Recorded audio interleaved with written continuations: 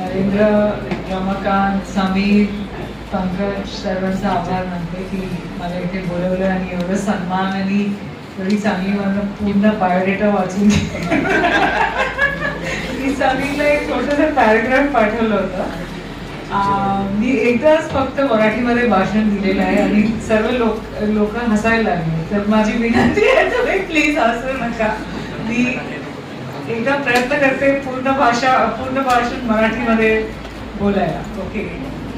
तर पत्रकारितामध्ये कशा लोक येतात, कशाला लोक येतात, मी कशाला आली, तेच मी विचार करत होते कालपासून.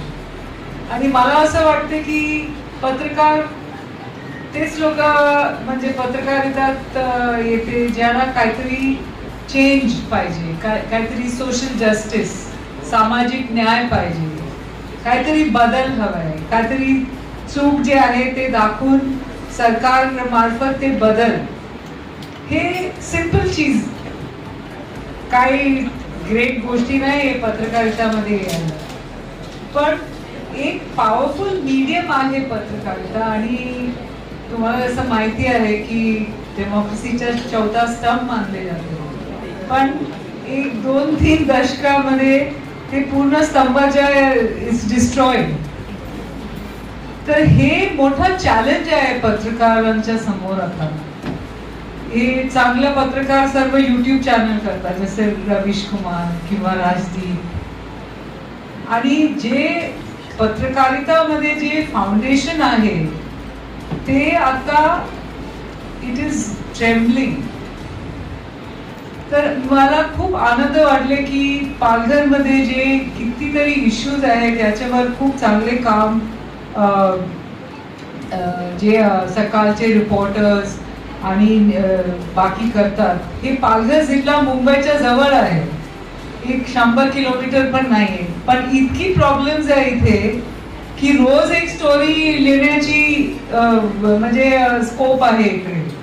जेव्हा मी आणि व्यंकट इथे 2004 मध्ये जागा घेतली, त्यांनी आपलं नोकरी सोडली आणि तेव्हा मी हिंदूमध्ये काम करत होते. तर इथे आलं तर इथे लाईट नाही, पाणी नाही, रस्ता नाही, टेलिफोन पण नाही. लोकांकडे टेलिफोन नाही आणि सिग्नल पण नाही. आणि आम्हाला वाटलं की इतकं जवळ आहे, एक मोठा शहर मुंबई सारखं शहराच्या जवळ आहे आणि इथे चित्र एकदम वेगळं आहे. आणि आपण इथे जेव्हा मी रिपोर्टिंग करत होते, डेली रिपोर्टिंग, तेव्हा आम्ही इथे पालघरला यायचं रिपोर्ट करायला की इथे पाणी नाही. आणि एकदा एक महिला 15-20 वेळा एक बकेट पाणी आणायला उन्हात गेली आणि ती मेली. अशी परिस्थिती आहे पालघरमध्ये आणि ते बदलत नाही. आणि म्हणून पत्रकारितेला इथे मोठं चॅलेंज आहे की तुम्ही बुलेट ट्रेन आणतात, तुम्ही काय फ्रेट कॉरिडॉर, वाधवन पोर्ट, पण एक रस्ता इथे चांगला बनवायला तुमची ताकद नाही. हा. आणि पाणी किती 70-75 वर्ष पर्यंत आमच्या गावात, मी पेठ गावात राहते, पाण्याचं गव्हर्नमेंट वॉटर सप्लाय नाहीये. आणि जेव्हा ती आली लास्ट इयर, ते नदी जवळ एक नदी आहे सूर्या नदी म्हणून, तिथून पाणी आम्हाला देते. ते पिण्याचं इट्स नॉट पोर्टेबल वॉटर. लोक तिकडे क्रिमेशन करतात, ते पाणी त्यांना प्यायला देते. असं आहे. आणि मुंबईमध्ये चांगलं पाणी, मुंबईमध्ये पण आणि चांगलं पाणी नाही आहे, पण तरी पण ते आहे, सप्लाय सिस्टम आहे. पण खेडे भागात काय लोक मेले तर चालेल ना, अशी एक भावना आहे. आणि अशी एक भावना ते चॅलेंज करणं पत्रकार करतात. आणि खूप आनंद वाटलं की जे खैरनार, जे सिंग जी, दुसरे जे लोक आहे, ह्याच इम्पॉर्टंट इश्यूवर लिहिणं हे कंटिन्यू करायला पाहिजे. एक रोड साठी कितीतरी PWDला फोन करायचं, एक पाण्यासाठी. आता पाणी आलं त्याच्यानंतर ते जे पंप वापरतात त्याला पैसे नाही देत, म्हणून तो म्हणाला की आता मी नाही करणार हे पाणी सप्लाय. तर जे मायक्रो लेवल इश्यूज आहे आम्हाला खूप असं जाणीव आलं इथे आल्यानंतर. तसं नाही की आम्हाला नाही माहिती, पण जेव्हा तुमचं जीवन त्याच्यावर निर्भर आहे तर तुम्हाला वाटलं की बाबा इथे लाईट कशाला नाहीये, इथे पाणी कशाला नाही, रस्ता, ते बेसिक अमेनिटीज नाहीये. आणि गावात जेव्हा आम्ही लोकांशी बोलणं आमचं होतं तेव्हा सांगते हा अशीच आहे, आम्हाला सवय झालं. हे आपली परिस्थिती आहे 1947च्या इतकं दशकानंतर. आणि आपण माध्यमातून जास्त हे मोठं जे इंग्रजी बातमी जे देतात ते एक मोठं इन्सिडेंट झाल्याशिवाय ते कुठे खेडेपाड्यात जात नाही. आणि ते मागच्या 2-3 डेकेड्स फील्ड रिपोर्टिंग साठी फार पैसे कमी झालेले आहे. म्हणजे अगदी जेव्हा मी हिंदूमध्ये काम करत होत्या तेव्हा मला कार्ड ब्लांच, म्हणजे कुठे जायचं तुम्ही जा, महाराष्ट्रात कुठे काय करायला, पैसे कम्फर्टेबली स्टे करायला, गाडी हायर करून जायला, आता ती सुविधा सर्व बंद केली. शेवटी हिंदूमध्ये मी बसमध्ये गेली, ग्लेसियर हिमाचल मध्ये लिहायला, तर मला टॅक्सी खूप महाग आहे, तुम्ही बसमध्ये आहे. ठीक आहे, मी बसमध्ये गेली. अशी परिस्थिती आहे पत्रकारांचं. आणि अशी मोठी पेपर जे आहे ते ज्यांना मला पाकिस्तान पाठवलं, तिथे खूप म्हणजे कम्फर्टेबली राहायला संधी दिलं, पण आता ही परिस्थिती नाहीये. पण एक चांगली गोष्टी काय झालेलं आहे की इंडिपेंडेंट मीडिया हॅज रिझन. जे आपले लेगसी प्रेस म्हणतात, जे कन्व्हेन्शनल प्रेस आहे, त्याच्यापेक्षा जास्त स्वतंत्र माध्यम जैसे wire, scroll, article 14, independent YouTubers, ते आता सोशल मीडियाच्या ऍडव्हान्टेज घेऊन ते लोक खूप चांगलं काम करतात. पण इंडिपेंडेंट मीडियाच्या समोर एक मोठा चॅलेंज आहे फंडिंग. आणि तुम्ही काही करून गव्हर्नमेंट त्याचे फंडिंग बंद करू शकते. त्यांनी केलेलं पण आहे. ते आर्टिकल 14च्या FCRA काढलं आणि सांगितलं की पत्रकारिता is not in public purpose. म्हणजे जे आपण इतकं वर्ष आपण we believe that journalism, as Gandhiji said, is a public service. पण आता हे पब्लिक सर्व्हिस नाहीये असं सरकार म्हणतात. It's not a public purpose. ते जर्नलिझमच्या दुसरं काय, what is the point of journalism? Journalism आता एंटरटेनमेंट झालेलं आहे. तुम्ही टीव्ही बघत असेल, आम्ही बघत नाही. इट इज राडा, नुसतं राडा. म्हणजे 2 माणसाला बोलवून असं राडा करायचं. दॅट इज टेलिव्हिजन, TRP साठी. हे जर्नलिझम नाहीये. आम्ही 1980s मध्ये जर्नलिझमला आलेले लोकांना हे शॉक वाटतं की यू कॉल दिस जर्नलिझम. आम्ही कितीतरी फील्ड मध्ये जाऊन 100 लोकांशी बोलून एक स्टोरी लिहिणारा माणूस आहे. आणि हे आता तुम्ही 2 माणसाला इथे एक्सपर्ट्स म्हणून बोलवून आणि नुसतं तिथे दंगल, असं जर्नलिझम झालेलं आहे. पण this is the fight back. Fight back is happening in Palghar district. People are, लोक स्टोरीज करतात लोकल इश्यूजवर. कितीतरी हेल्थ मध्ये मुंबई, माझ्या आई आता माझी बरोबर यायला राहते, ती म्हणते इथे हॉस्पिटल नाहीये. आणि तिच्या मुंबईमध्ये घरच्या समोर 2 हॉस्पिटल, 7 हिल्स आणि दुसरं एक सुगुल. इथे नाही काय हॉस्पिटल? ती सारखं विचारते काय झालं तर काय होणार. आम्ही म्हणते नाही काय होणार नाही, पण काय झालं तर काय. ते वापीला घेऊन, वापीला क्लोजेस्ट हॉस्पिटल आहे, नाहीतर सिल्वास मध्ये. तर एक जर्नलिझम आणि लिव्ड एक्सपिरियन्स एक 2 वेगळ्या गोष्टी आहेत. मुंबईमधून आपण सारखं म्हणजे इथे दारू, प्रदूषण किंवा चिक्कू किंवा काहीतरी, म्हणजे 2 दिवस येऊन परत जायचं मुंबईला. पण इथे का, आम्ही इथेच राहतो. आता कुठे जायची गरज नाही आणि कोणी जाणार पण नाही. ते परिस्थिती वेगळं आहे. तर जे लोकल रिपोर्टर्स आहेत ते हे परिस्थिती रोज बघतात. डे टू डे रिपोर्टिंग जे म्हणतात, day to day living and reporting होतं इथे. वेळेस मुंबईमध्ये काय यायचं लिटल एक्झॉटिक, पालघरला जायचं हे पाणीच्या इश्यूवर बघायला आणि एक दिवस जाऊन परत जायचं. पण आता काय, आम्हाला इथे there is no option. We are staying here. आम्ही by choice we are staying here. आणि रोज काय ना काय असं घडते विच इज शॉकिंग. हॉस्पिटलमध्ये कितीतरी आमच्या ओळखीच्या जे बाय माणूस आहे ते मेलेलं आहे because there is no treatment. आणि 6 महिन्यापूर्वी इथे एक district level Maharashtra level health परिषद होते ते सर्व सामाजिक संघटनातर्फे आणि खूप रिसर्च केले त्याच्यामध्ये बायका सर्व हॉस्पिटलमध्ये जाऊन हाऊ आर विमेन ट्रीटेड, कसं घाणेरडे बर्ताव करतात government officials with women who are pregnant ना. तर हे जे परिस्थिती, हे जे भावना आहे ते बदलायलाच पाहिजे आणि जोपर्यंत हे एक्सपोज झालं नाही ते अशीच करणार. कितीतरी आम्ही लिहिलंय, पत्रकार इथे पण सारखं लिहितात, पण what is the big change? ते स्लो आहे. It will happen but it's slow. आता ॲम्ब्युलन्स आहे पण हॉस्पिटल नाही, एक्सरे मशीन आहे पण टेक्निशियन नाही.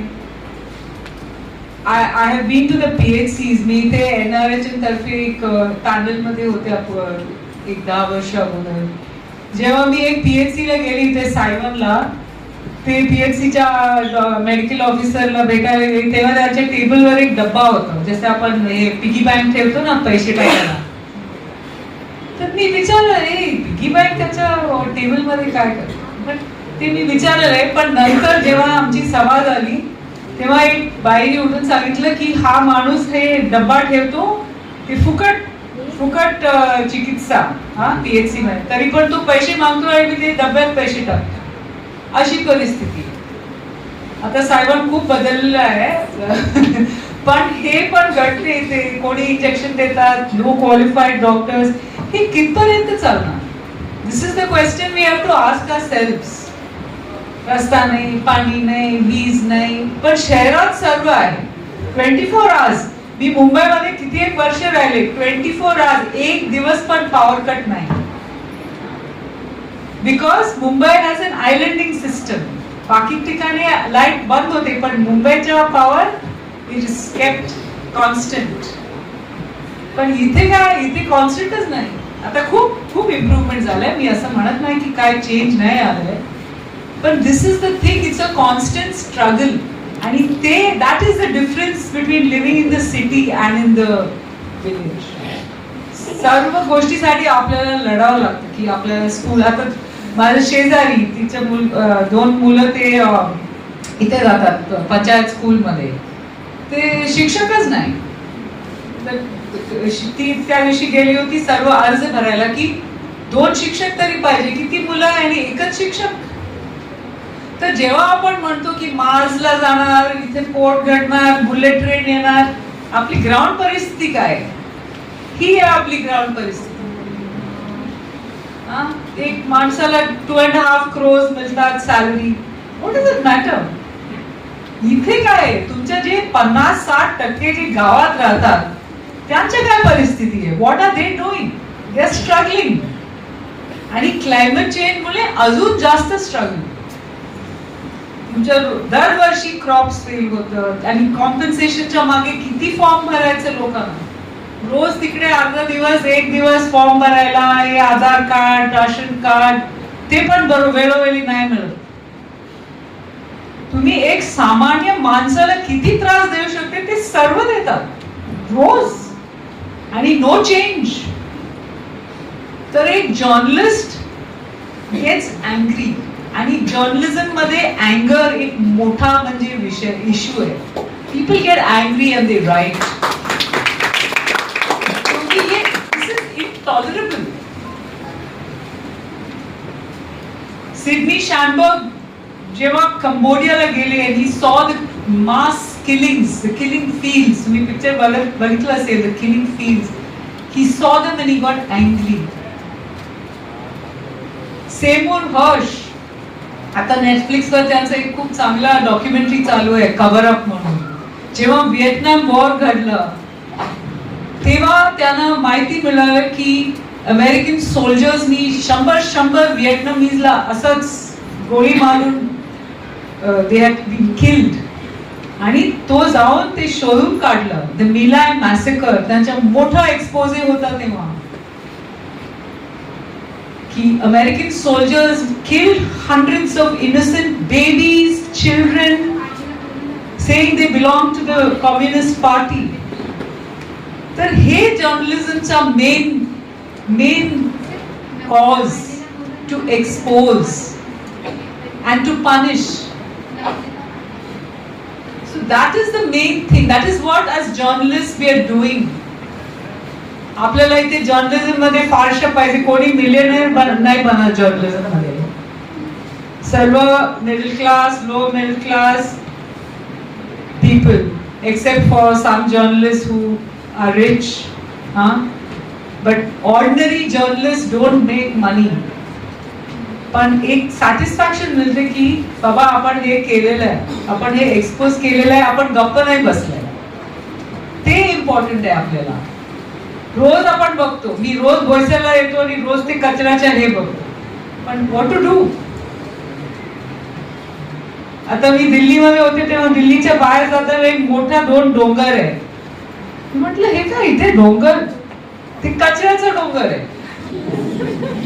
नुसतं कचरा भर भरून असं मोठं डोंगर, आणि त्याच्यावर आग येते, मिथेन पोल्युशन, गाय चरतात त्याच्यावर. किती घाणेरडं सिच्युएशन आहे, पण ते बदलत नाही. आणि मी जेव्हा पहिला बघितलं, मी त्या माझ्या हिंदूमध्ये भारी तुम्ही काय करत नाही, तुम्ही लिहित नाही, ते सर्व असं गप्प बसले. सांगितलं बॉस आम्ही खूप लिहिलंय, काय होत नाही. पण मी आता एक क्लायमेट पार्टी म्हणून एक ग्रुप मध्ये आहे आता. ते सर्व पॉझिटिव्ह न्यूज शोधतात, पॉझिटिव्ह गोष्टी करतात, पॉझिटिव्ह इनोव्हेशन करतात. तर हे जे आहे आपल्याकडे, हे एक इम्पॉर्टंट आहे to have hope and to काहीतरी इनोव्हेट करायला. म्हणजे ते क्लायमेट पार्टीमध्ये कसं आहे, खूप 900-800 लोक आहे, त्यांच्या वेगवेगळ्या कंपनी आहे, वेगवेगळ्या संस्था आहे. ते सोल्युशन शोधतात, प्लास्टिक सोल्युशन काय करायचं. आता रुरल एरियामध्ये गार्बेज कलेक्शन नाहीच आहे ना. कचरा काय करतात, आम्ही पूर्वी कचरा बर्न करत होते, आता नाही. आता आम्ही तिकडे कचरा कलेक्शन सेंटर आहे जवळ, तिकडे जाऊन टाकतात. पण ते कुठे जातात, हे सर्व आपल्याला we should worry about this things. And काय होते आपल्या कचऱ्याचं, हे आपल्याला काय वरी नाही. आपण काय वरी करतो, अरे इंटरनेट नाहीये, हे आपलं मेन वरी आहे. माझी आई आणि माझी आत्या 88 आणि 92 ते रूमच्या बाहेर कधी येतात, अरे नेट नाहीये. काय कारण, त्यांचं युट्यूब फीड बंद झालं ना. तर अशी परिस्थिती आहे सिनियर सिटीजन्स आणि युथच्या, की नेट शिवाय आपण राहू शकत नाही. पण रस्त्यात चालू आहे, कचरा मरू दे, अशी आपली मनस्थिती झालेली आहे. ते माध्यमामुळे. एका काली आपण रोज काहीतरी इंटरेस्टिंग चॅलेंजिंग बातमी रिपोर्ट करत होते, आता कमी. कारण जसं मी सांगितलं की फील्ड रिपोर्टिंग साठी फार पैसे कमी. तर आपल्याला जे सिद्धांत आहे, सत्य, जे तुम्ही म्हणा सत्य, सामाजिक न्याय, हे आपलं पत्रकारिता म्हणजे महत्वाचं फाउंडेशन आहे. नाहीतर इट इज युजलेस. आणि जर्नलिझम कोणासाठी आहे, आपल्यासाठी, फॉर द पीपल. आपण गव्हर्नमेंट साठी लिहत नाही, आपण कॉर्पोरेट साठी लिहत नाही, आपण आपल्यासाठी लिहितो. लोकांमध्ये काहीतरी चांगलं व्हावं, लोकांमध्ये something should be done, that's good, social justice, change, हे आपले प्रयत्न आहे. असं आपण ओव्हरनाईट रेव्होल्युशन नाही करू शकत, पण प्रयत्न तरी चालू असते. आणि ते आपलं म्हणजे मेन एम आहे. आणि 1-2 टॉपिक कंटेम्पररी जर्नलिझमवर. कंटेम्पररी जर्नलिझम काय झालंय, तुम्ही सिस्टमॅटिकली तुम्ही जर्नलिझमच्या महत्व डिस्ट्रॉय केलंय. जर्नलिस्टला प्रॉस्टिट्यूट्स म्हणाले, प्रेस्टिट्यूट्स म्हणाले, तरी पण जर्नलिस्ट काम करते. Independent media is going strong. आणि आपल्या समोर additional challenging factor is climate change. आपलं जर पाणी, झाड आणि जेवण सर्व बंद झालं तर काय, मग इंटरनेटचा काय उपयोग नाही ना. ते आपली ग्रेव challenge before us today is climate change. की हे planet is being destroyed because of policy, because of carelessness, land use change. आता ठाणे जिल्ह्यात सर्वात मोठा पाणी साठा आहे जे मुंबईमध्ये जात. सूर्या नदीचं पाणी आता मीरा भाईंदरला जात. इकडच्या आदिवासीसाठी ते बनवलं होतं सूर्या नदीच्या डॅम. आणि ह्यावेळी ते बंद करणार होतं पाटाचं पाणी, पण सर्व आदिवासी जाऊन सांगितलं की आमचे राईस क्रॉप फेल झालं होतं खरीफ मध्ये, आता तुम्ही पाणी द्या आम्हाला. आणि ही जे एरिया आहे ते जुनं Warli revolution 1940s and 50s Godavari पालुलेकरचा एरिया आहे. ते अजूनही ते the traces are there. Bhumi Sena, Kaluram Dhodade, त्यांनी किती पहिल्यांदा जमिनीचा हक्क मिळालं आदिवासी लोकांना. तर हे जे हिस्ट्री आहे ते इम्पॉर्टंट आहे, but the fight has to continue, and that fight has to continue by journalists and people. Journalists alone cannot create a revolution. लोकांकडून अपेक्षा आहे की तुम्ही बाबा एक रस्त्यावर उतरा किंवा काहीतरी मागवा की आम्हाला हे द्या ते द्या, किंवा तुम्ही चुकी करतात. आता वाधवांच्या पोट आलेला आहे, रोज तिकडे प्रोटेस्ट आहे.